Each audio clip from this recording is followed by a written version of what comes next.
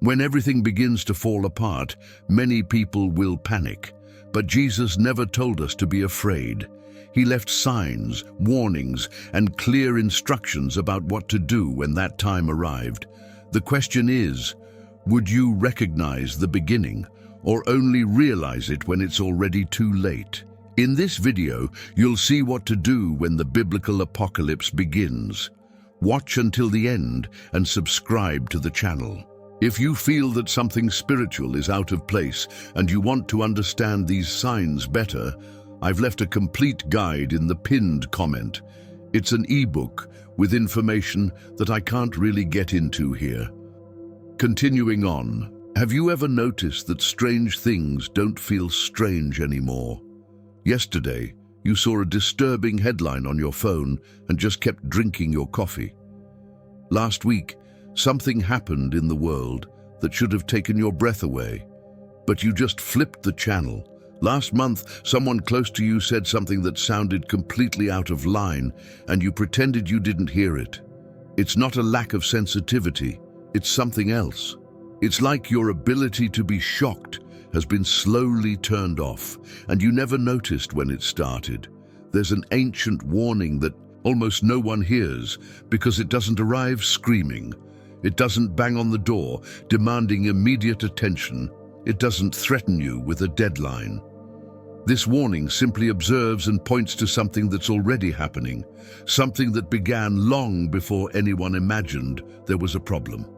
Jesus shows up in this warning in a way that might bother anyone expecting comfort.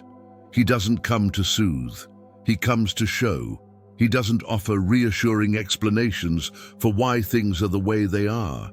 Instead, he reveals what people prefer not to see. And what he shows isn't a distant, catastrophic future, but a quiet, adaptive present. You know this feeling. It's when something is clearly wrong, but everyone acts like it's normal. It's when you feel an unexplainable discomfort in a situation that should be ordinary. It's when your conscience whispers that something isn't right, but your rational mind finds perfectly logical justifications to ignore the whisper. Jesus doesn't describe the end of the world as an event marked on a calendar. He warns about a process that's already in motion, a process so gradual it seems natural, so subtle it seems inevitable, so familiar it seems safe. The problem isn't the final collapse everyone fears. The problem is the silent normalization that paves the way for it. Think about your routine yesterday. How many times did you do something you didn't want to do, but you did it because it was easier than explaining why you didn't? How many times did you agree with something you didn't feel was true just to avoid conflict? How many times did you choose the convenient over the right, the practical over the honest, the safe over the true? These weren't dramatic choices. They were small concessions, micro-adaptations, subtle adjustments that seemed insignificant at the time. But Jesus warns that this is exactly how the seals are broken, not in heaven first, inside people. Every silent concession is a seal being opened. Every time you feel something is wrong but act like it's right, an internal barrier dissolves. Every moment you notice a contradiction but choose not to question it, a spiritual protection weakens. The first horseman doesn't arrive announcing conquest. He presents himself as progress, as a necessary improvement, as inevitable evolution. You see this at work, at school, in conversations. Changes that are sold as advancements but require you to abandon something you've always considered important. Not all at once, little by little, with rational justifications, with visible benefits. Jesus doesn't condemn progress. He warns about the seduction of disguised conquest. When what presents itself as an improvement demands that you become a lesser version of who you were, something is moving beneath the surface. The second horseman doesn't bring war with clarity. He normalizes conflict. He makes constant tension seem like a natural part of life. You see this in the arguments that never end, the debates that never convince anyone, the fights that repeat without resolution. War is no longer a specific event. It's a permanent state disguised as normalcy. Jesus points to something more subtle. When people stop seeking peace because they've gotten used to the turmoil, when conflict becomes so familiar that silence causes anxiety, when tension becomes the fuel to feel alive, war no longer needs to be declared. It has already been accepted as inevitable. You know this. It's that feeling that there's always some fight happening somewhere in your life, always some conflict that needs to be managed, always some tension that needs to be balanced. And when there isn't, you feel weird, like something is missing. The third horseman doesn't announce famine by shouting. He settles in amidst abundance. Jesus warns of a kind of hunger that happens even when the table is full. It's the hunger for meaning amid an excess of options, the hunger for connection amid an excess of contacts, the hunger for purpose amid an excess of activities. You feel this when you eat, until you're physically full, but still crave something you can't identify. When you have everything you thought you wanted, but still feel like something is missing. When you achieve what you've always pursued, but the accomplishment feels empty. Jesus isn't talking about material scarcity. He's warning about spiritual abundance, about a feast that leaves you hungry, about consumption that doesn't satisfy, about acquisition that doesn't complete. The fourth horseman is the quietest. He doesn't kill the body first. He numbs the conscience. Jesus warns of a form of death that happens while a person is still breathing. It's when you stop feeling weird about what's weird, when you stop feeling outrage at what's wrong, when you stop feeling hope for what's possible. It's not depression. It's something different. It's a spiritual numbness that makes everything seem gray, even when there's color. It's an inner coldness that makes nothing seem important even when it is. It's an emotional distance that makes you observe your own life as if it belonged to someone else. Jesus points to the danger of this anesthesia. When you stop reacting to what should cause a reaction, when you accept as normal what should cause revolt, when you resign yourself to situations that should provoke change. Death, in this warning, isn't an event. It's a process of gradual shutdown. The fifth seal is the most disturbing. Jesus reveals that there's a connection between your small concessions and the great tragedies you see in the world. Not a direct cause and effect connection, but a spiritual connection of silent participation. When you choose not to see what's in front of you, you contribute to a state of collective blindness. When you choose not to speak about what you perceive, you contribute to a silence that allows worse things to happen. Jesus isn't saying you're responsible for everything wrong in the world. He's warning that there is a spiritual responsibility in every choice to perceive or ignore, to speak or be silent, to act or stand by, and that this responsibility has consequences far beyond what you can see. The sixth seal brings signs in nature, but Jesus points to something deeper, nature reacting to spiritual imbalance. When people lose their sense of limits, when they stop perceiving consequences, when they act as if nothing has eternal weight, something shifts in the natural order of things. You see this in the strange patterns that start to appear, in the weather that no longer follows the rules it always has, in animals behaving differently, in plants blooming out of season. These aren't isolated signs. They are reactions from a system that has lost its balance. Jesus isn't making predictions about specific earthquakes or scheduled eclipses. He's warning about a fundamental disharmony between humanity and creation. A disharmony that manifests in signs that people prefer to explain away with science alone, ignoring the spiritual dimension of what's happening. The seventh seal is the most terrifying. Jesus reveals that a moment of total silence will come in heaven. It's not peace, it's suspension. It's the moment when even heaven stops reacting because humanity no longer responds to any kind of warning. It's when the warnings stop coming because there's no one left listening. Jesus doesn't describe this silence as punishment. He describes it as the natural consequence of a humanity that has become deaf to any form of spiritual communication.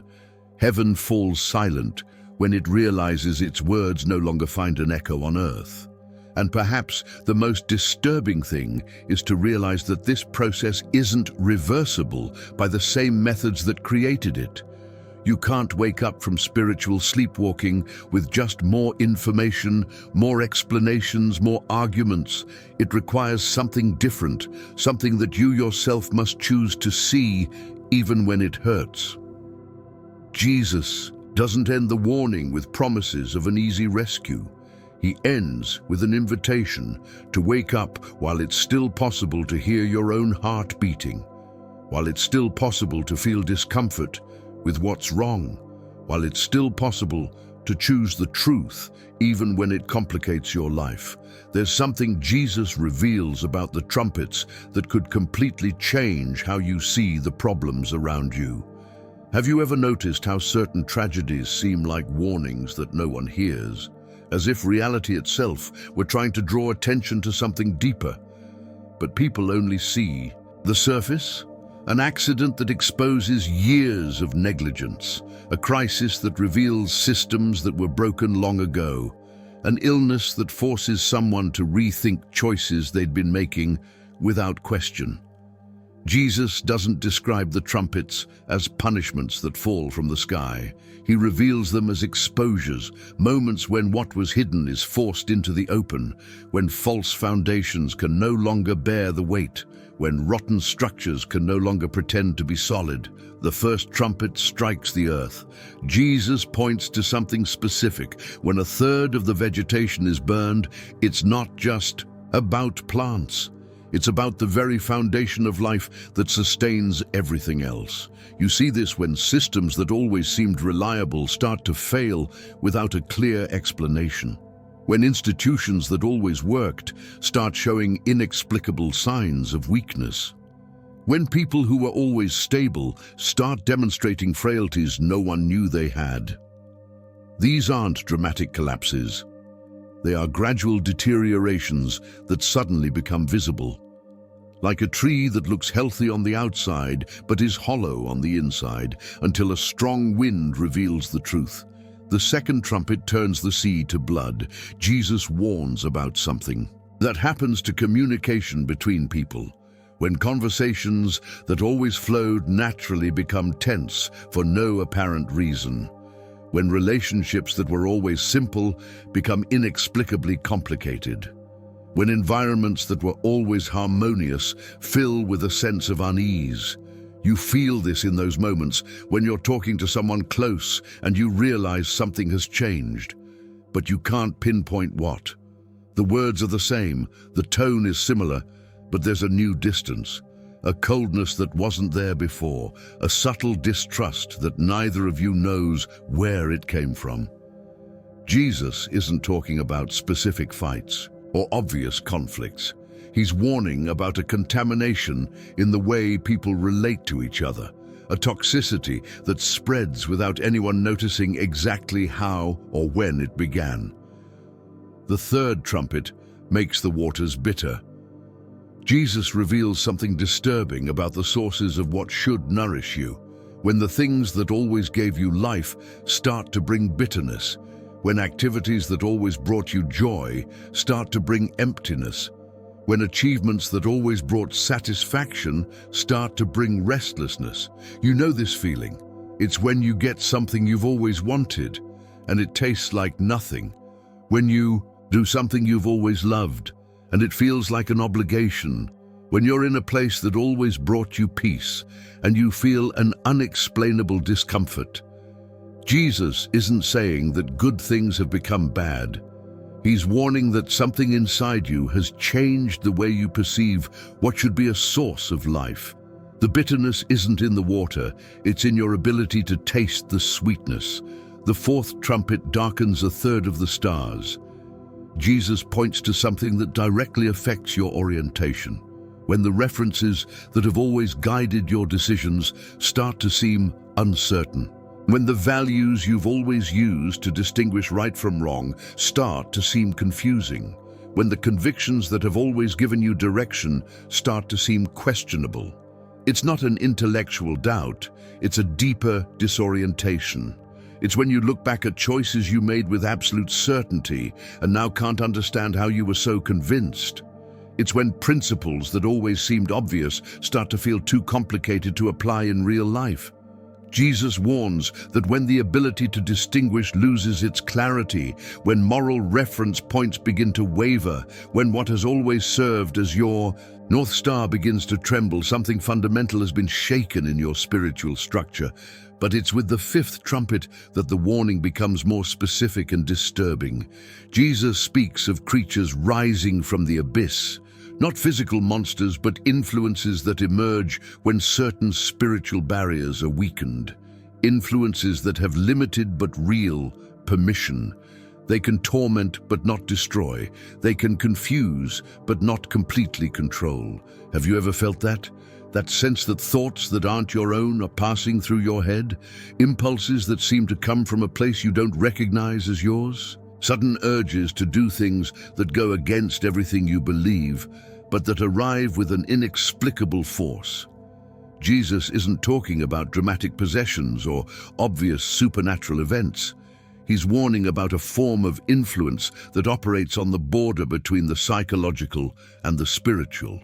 A pressure that pushes people in the opposite direction of their convictions, but that can be resisted by those who still have enough awareness to realize that something external is pressing in. The problem is that these influences are smart. They don't directly attack what you hold most dear.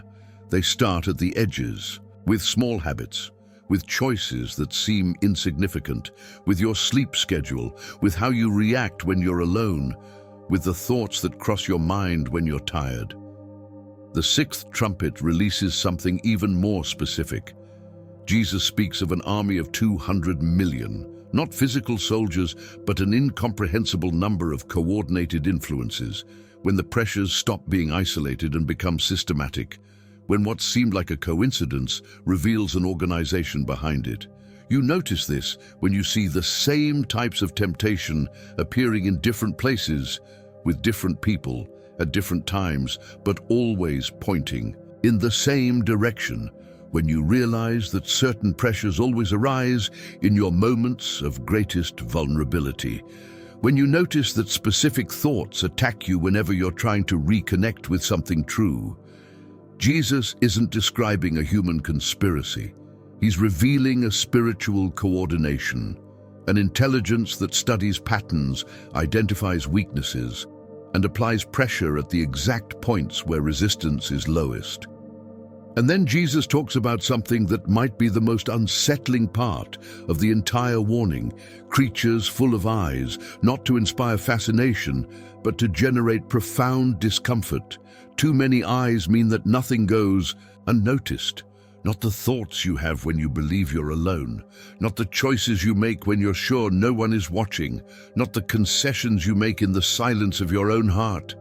Jesus appears in this context not to threaten, but to remind you of a spiritual reality that most people prefer to ignore. Everything is seen, not just your external actions, but your internal motivations. Not just what you do, but why you do it. Not just what you say, but what you think before you decide what to say. The discomfort doesn't come from being judged. It comes from being known completely, with no possibility of hiding, disguising, or explaining away, and from realizing that you even hide parts of who you really are from yourself. The dragon Jesus reveals isn't a fantastical creature from a fairy tale. It's a representation of a type of power that works primarily through seduction and lies.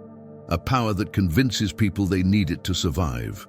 That offers seemingly necessary solutions in exchange for gradual submission.